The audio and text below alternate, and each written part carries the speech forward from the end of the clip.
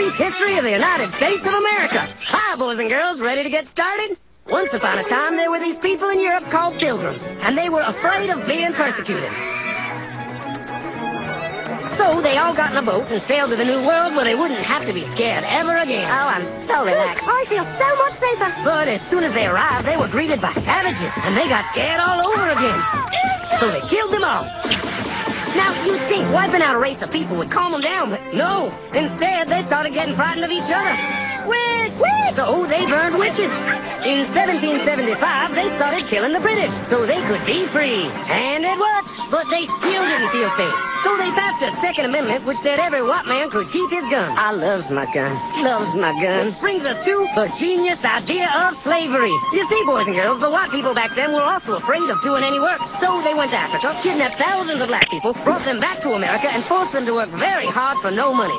And I don't mean no money like I work at Walmart and make no money. I mean $0. Nothing. Not a zip. Doing it that way made the USA the richest country in the world. So did having all that money and free help calm the white people down? No way. They got even more afraid. That's because after 200 years of slavery, the black people now outnumbered the white people in many parts of the South. Well, you can pretty much guess what came next. The slaves started rebelling. There were uprisings. An old master's head got chopped off. And when white people heard of this, they were freaking out and going, I want to live. Don't kill me, big black man.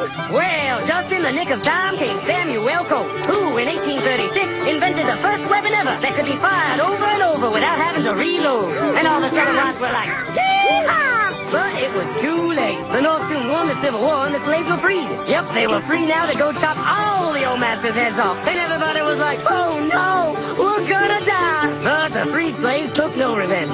They just wanted to live in peace. Hence the white people of this. So they formed the Ku Klux Klan. And in 1871, the same year the Klan became an illegal terrorist organization, another group was founded, the National Rifle Association.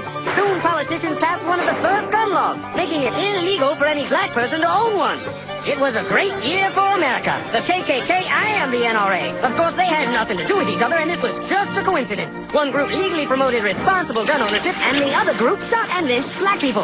And that's the way it was all the way to 1955, when a black woman broke the law by refusing to move to the back of the bus. White people just couldn't believe it. Well, I won't say no. What's going on? Man, all hell broke loose. Black people everywhere started demanding their rights, and white people had a major freaky fear meltdown. And they were all like, run away! Run away! And they did. They all ran fleeing to the suburbs where it was all white and safe and clean. And they went out and bought 250 million guns and put locks on the doors, alarms in the houses, and gates around the neighborhoods. And finally, they were all safe and secure and snug as a bug.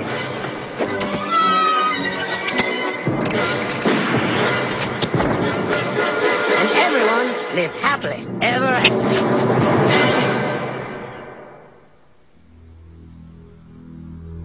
Or did they?